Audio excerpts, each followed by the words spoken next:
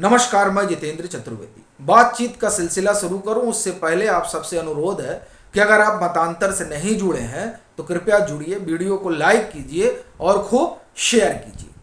चर्चा होगी उन लोगों की जो नरेंद्र मोदी पर सूट बूट की सरकार का आरोप लगाते रहे हैं। और बड़ी चीज यह है कि अभी आप देखिए मध्य प्रदेश में, राजस्थान में, छत्तीसगढ़ में चुनाव हो रहा है, तेलंगाना में भी है, मिजोरम में भी है। इन चुनावों में अगर आप प्रियंका वाड्रा के भाषण को सुनिए, राहुल गांधी जो कह रहे हैं उसको सुनिए, तो ये क्या कह रहे हैं, ये बता रहे हैं कि ये जो मौजूदा सरकार है नरेंद्र मोदी की अगुवाई वाली, वो सरकार चंद उद्योगपतियों के लिए काम कर रही है और सारा पैसा उनको दे रही है। इस तरीके का आरोप वो लगाते हैं। और इसी बीच ये जो कैश फॉर क्वेरी वाला मसला आता है, वो मामला इन सब को कटघरे में खड़ा कर देता है।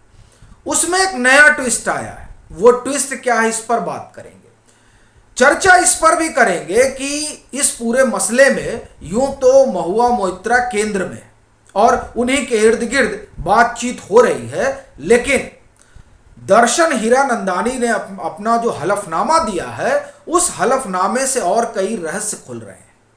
और कहा जा रहा है कि अब ये जो जांच पड़ताल का दायरा है, उस दायरे में महुआ मोइत्रा ही नहीं रहने वाली है, उसमें राहुल गांधी और कोई दर्जन भर सांसद जद में आ सकते हैं। तो ये पूरा प्रकरण, इस पर हम लोग बात करेंगे।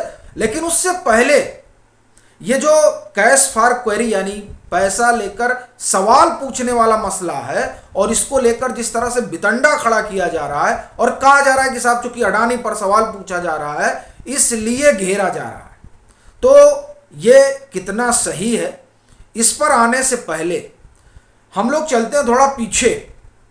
तब जब यूपीए की सरकार हुआ करती थी और कोबरा पोस्ट ने एक स्टिंग ऑपरेशन किया था, उस स्टिंग ऑपरेशन में 11 सांसदों को पाया गया था पैसा लेकर सवाल पूछने वाले मसले में, उस स्टिंग ऑपरेशन में। और फिर उस दरमियान लोकसभा में नेता सदन हुआ करते थे प्रणब मुखर्जी, और राज्यसभा में नेता सदन हुआ करते थे पूर्व मुख्यमंत्री, माफ करिए, पूर्व प्रधानमंत्री मनमोहन सिंह। वो नेता सदन हुआ करते थे, तब वो प्रधानमंत्री थे। और वहां पर जब ये स्टिंग ऑपरेशन आया तो लोकसभा में प्रणब मुखर्जी और राज्यसभा में मनमोहन सिंह ने प्रस्ताव लाया इन लोगों को लोकसभा और राज्यसभा से बाहर करने का, और इन 11 सांसदों को एक्सपेल किया गया सदन से। तब भाजपा ने यह नहीं कहा था कि यह किसी तरह का षड्यंत्र है। हाँ, यह जरूर उस समय एल.के. आडवाणी ने कहा था कि देखिए करप्शन तो है, लेकिन इस तरीके से बाहर कर देना ठीक नहीं है। यानी उन्होंने बाहर करने का विरोध किया था, लेकिन करप्शन है इस बात से इनकार नहीं किया गया था। अभी क्या कहा जा रहा है, अभी इतना भारी भ्रष्टाचार चल रहा है, यानी जो नरेंद्र मोदी को कटघरे में खड़ा कर रहे हैं उनके ऊपर खुद ही आरोप है कि ये पैसे लेकर सवाल पूछ रहे हैं, और वो कह रहे हैं कि सामने वाला भ्रष्टाचारी है।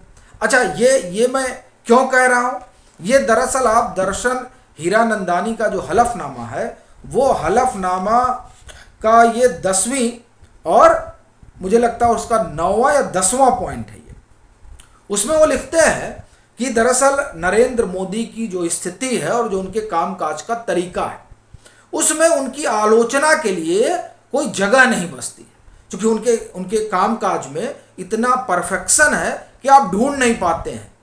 और चूंकि ये लोग ढूंढ नहीं पा रहे थे कि किस तरीके से घेरा जाए, तब इन्होंने क्या किया, तब इन्होंने ये एक तरीके से खोजा जाने लगा क्या किया जाए, कैसे नरेंद्र मोदी को घेरा जाए। तब ये हुआ कि अडानी को पकड़िए। क्यों पकड़िए, क्योंकि अडानी भी गुजरात के हैं और नरेंद्र मोदी भी गुजरात के हैं, तो क्षेत्रवाद वाला एक आरोप लग सकता है, और अगर अडानी को लेकर बात उछाली जाएगी तो उसमें मौजूदा सरकार को घेरा जा सकता है। इसी मॉडस ऑपरेंडी पे काम शुरू हुआ। और ये काम ऐसा नहीं कि यहीं तक रुका, फिर वो तमाम लोग जो अडानी से नाराज रहे हैं, वो चाहे उनके एक्स एम्प्लॉय हो और तमाम सारे लोग हों, वो सब लोग जुट कर एक अभियान का हिस्सा बन गए। अब आप देखिए कि ये दर्शन हीरानंदानी अपने पत्र में लिख रहे हैं, माफ करिए हलफनामे में लिख रहे हैं। वो अपने हलफनामे में इतना भर लिखकर नहीं रुक जा रहे हैं, वो बाकायदे अखबारों का नाम लिख रहे हैं कि किस तरह से न्यूयॉर्क टाइम्स हो, बीबीसी हो, फाइनेंशियल टाइम्स हो, ये तमाम लोग जो है खबरें लिख रहे हैं। और खबरें यहाँ कहाँ से रही हैं? वो लोग जो अडानी के जरिए नरेंद्र मोदी को घेरने की कवायद कर रहे हैं, यानी महुआ मोइत्रा हो गए, राहुल गांधी हो गए। मैं आपको ये संडे गार्जियन की आप खबर सुनिए, ये खबर अपने आप में बड़ी सनसनीखेज है। अच्छा, इसमें अभी वो कुत्ता भी आ जाता है, वो कैसे आता है उस पर भी हम आएंगे, लेकिन पहले आप सुनिए। There is a speculation that apart from Rahul Gandhi over a dozen other MP may be link to scandal. यानी ये जो दर्शन हीरानंदानी ने अपने हलफनामे में पिटारा खोला है, वो पिटारा अब ब्लास्ट करने वाला है और उसमें कई लोग जद में आएंगे, जिसमें महुआ मोइत्रा अकेले नहीं है। राहुल गांधी तो कह रहे हैं, अभी तेलंगाना में वो संभवतः थे, उन लोगों की कांग्रेस की वहां यात्रा वगैरह निकली है, उसमें वो कह रहे हैं पूरा इकोसिस्टम करा कि अकेला जो है राहुल गांधी है जो अडानी पर सवाल पूछ रहा है। अब ये देखिए वो दर्शन हीरानंदानी क्या कह रहे हैं कि अडानी पर हमला जानबूझकर किया गया। क्यों? क्योंकि कुछ लोग खार खाए हुए हैं, कुछ लोग अडानी की जो उनका अपना व्यापार बढ़ रहा है उस व्यापार से खिंचे हुए हैं, जिसमें दर्शन हीरानंदानी भी हैं। वो खुद भी लिखते हैं इस बात को, वो खुद बताते हैं। और आपको ध्यान होगा निशिकांत दुबे ने जब आरोप लगाया था महुआ मोइत्रा पर, तो उन्होंने कहा था कि हमको जो ये तमाम चीजें दी गई हैं, ये वकील हैं और जो जय अनंत हैं ये महुआ मोइत्रा के करीबी हुआ करते थे एक समय में। और इसीलिए अब चूंकि वो करीबी थे तो सारा पोल पट्टी वो जानते हैं, वो ये जानते हैं किस तरीके से दर्शन हीरानंदानी जो है इनकी जो तमाम इनका अपना खर्चा वगैरह है, जिस तरीके का आरोप है, उसको उठाया करते थे। और उसकी एवज में यही होता था कि साहब आप जो है अडानी पर सवाल पूछिए। अच्छा, अडानी पर सवाल 61 में से 50 सवाल ही अडानी पे पूछ डाले। उन सवालों का सरोकार जो था वो प्रत्यक्ष तौर पर यही था कि ये जो इनको मिला है कैसे मिला है, अगर मिला है तो इसमें नरेंद्र मोदी सरकार की भूमिका है। दर्शन हीरानंदानी ने यहां तक बता दिया कि साहब हम तो दुबई बेस्ड हैं वो, और रियल एस्टेट के टाइकून हैं, और वो करें हम यहीं से जो है सवाल फिट कर दिया करते थे। उनके पास लॉगिन आईडी पासवर्ड सब था। निशिकांत दुबे ने ये कहा, वो इन्होंने आरोप लगाया था। हालांकि इस पर जो महुआ मोइत्रा ने अपनी पाती लिखी उसमें उन्होंने लिखा कि पहले तो जब ये आरोप लगा था तो दर्शन हीरानंदानी ने डिनायल किया था कि नहीं ये सारे आरोप झूठे हैं। फिर अचानक कैसे जो है उन्होंने हलफनामा दे दिया। फिर उन्होंने ये भी सवाल उठाया कि एथिक्स कमेटी के पास हलफनामा जाता है और मीडिया में लीक हो जाता है। अब बड़ी चीज़ ये है कि उन्होंने लीक किया कि दर्शन हीरानंदानी ने लीक किया, क्योंकि अब तो मुसीबत बड़ी हो गई उनके लिए कि किस तरीके का आरोप लग रहा है। तो उन्होंने स्पष्ट कर दिया कि साहब हमारी ये स्थिति थी और हम तो इसलिए भी चाहते थे कि महुआ मोइत्रा के साथ अपना जो है संपर्क बना रहे। उसकी बड़ी चीज़ ये थी कि 2017 में हमारी मुलाकात हुई थी, मैं बड़ा इन्फ्लुएंस हुआ इनसे, और फिर ये 2019 में लोकसभा सदस्य हो गई और फिर इनका अपना खूब नेक्सस भी था। तो हमको लगा कि इनके साथ जो है जुड़े रहने से कई फ़ायदे हैं। एक तो जो इनका राइवल है कारपोरेट अडानी, उन पर सवाल वगैरह दागा जाएगा तो इससे उनके लिए एक असहज स्थिति पैदा होगी, और दूसरा जो और स्टेट है जहां पर गैर भाजपा की सरकार है वहां इनको मदद मिलेगा महुआ मोइत्रा की वजह से। और महुआ मोइत्रा भी फिर तमाम लोगों के संपर्क में जो है रही, तो उसमें वो राहुल गांधी का भी नाम लेते हैं और उन न मालूम किन किन सांसदों से उन्होंने कहा, और सब लोग ने मिलकर एकदम जोर शोर से बात उठाई। अब उसमें संजय सिंह भी शामिल है क्या, ये भी अपने आप में एक बड़ा प्रश्न है, क्या ऐसा भी है। अब आप देखिए कि ये तमाम चर्चा चली रही थी, उसी में पता चलता है कि जो दिल्ली हाई कोर्ट में अवमानना का केस होस कर रखा है उसको ये लोग वापस ले लेते हैं। क्यों वापस ले लेते हैं? क्योंकि अब वो जो वकील हैं जयानंद, उनको हड़काया जाता है, इनके लोग हड़काते हैं। वो आरोप लगा रहे हैं, उन्होंने बाकायदे चिट्ठी भी लिख दी है दिल्ली पुलिस को कि हमको धमकाया जा रहा है। और बताइए एक डॉगी के लिए कहा गया कि भाई डॉगी मेरा वापस कर दो, और जो है हाँ डॉगी वापस कर देंगे, तुम सीबीआई का केस जो है वापस ले लो। माने जयानंद का डॉगी जो है वो महुआ मोइत्रा लेकर चली गई। आपने देखा होगा सोशल मीडिया पे खूब चल रहा था।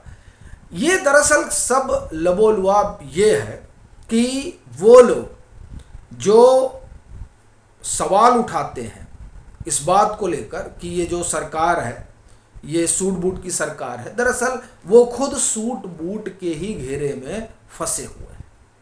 और ये बात दर्शन हीरानंदानी के हलफनामे से जाहिर हो गई कि दरअसल किस तरीके की घेराबंदी है, और उस घेराबंदी में ये तमाम लोग ऐसा लगता है कि कारपोरेट घराने के हाथ में खेल रहे हैं। और चूंकि कई कारपोरेट घरानों का हित जो है वो प्रभावित हो रहा है, इसलिए वो चाहते हैं कि सदन का प्रयोग वो अपने कारपोरेट हित को साधने के लिए करें और नरेंद्र मोदी के खिलाफ मुहिम चलाने के लिए करें। तो इसमें सांसदों के लिए भी बड़ी मुफीद स्थिति बन जाती होगी। देखिए जैसे महुआ मोइत्रा पर आरोप लगा है, तो अब ये जो जांच पड़ताल है वो बताएगी कि क्या होगा आगे। लेकिन ये तो है कि मामला बहुत गंभीर हो गया है। और महुआ मोइत्रा का देखिए टीएमसी ने तो पल्ला ही झाड़े रखा है। टीएमसी तो कह रही है कि पहले उस एथिक्स कमेटी की हमको रिपोर्ट आने दीजिए, फिर हम लोग आगे इस पर बात करेंगे। और कांग्रेस जिस तरह से बैटिंग करने लगी है, अधीर रंजन चौधरी जिस तरह से उतर आए हैं, उससे एक बात तो स्पष्ट है कि ये जो मामला है उस मामले में जो संदेह जाहिर किया जा रहा है कि क्या ये सब लोग जो है ये एक तरीके से मसला यहाँ अडानी का नहीं है, मसला यहाँ नरेंद्र मोदी का है कि नरेंद्र मोदी को कैसे खड़ा किया जाए कटघरे में। तो उसके लिए तमाम तरह के उपागम अपनाए जा रहे हैं, जिसमें एक जो है वो अडानी है। और इसीलिए राहुल गांधी भी उस पर उड़े जा रहे हैं। और जब महुआ मोइत्रा पर शिकंजा कसा जा रहा है तो अब तिलमिलाहट पूरे इकोसिस्टम में दिखाई देने लगी है। क्योंकि ये देखिए नया नहीं है, 2018 में अनिल अंबानी थे और अब अडानी आ गए। अनिल अंबानी का क्या हुआ? वो जो 20,000 करोड़ रुपए ये बता रहे थे, 36,000 करोड़ रुपए तो बता रहे थे कि उनके पास जा रहे हैं, 30,000 करोड़ रुपए संभवतः, ये जब राफेल डील वाला था। तो अब क्या हुआ? अनिल अंबानी के पास आए क्या? उस पर कोई बात नहीं कर रहा है। अभी अडानी है चर्चा में कि 20,000 करोड़ रुपए इनके आ गए, इनके कहाँ से आए? तो अब ये 20,000 करोड़ रुपए क्या चुनाव तक ही रहेंगे या उसके बाद में भी? और लगता तो यही है कि जैसे अनिल अंबानी को भूल गए वैसे अडानी को भी भूल जाएंगे। तो ये तमाम चीजें ये बताती हैं कि दरअसल किस तरीके से प्रायोजित अभियान चल रहा है। आपकी अपनी क्या राय है जरूर साझा करें। मतांतर से नहीं जुड़े हैं तो जुड़ें, वीडियो को लाइक करें और खूब शेयर करें।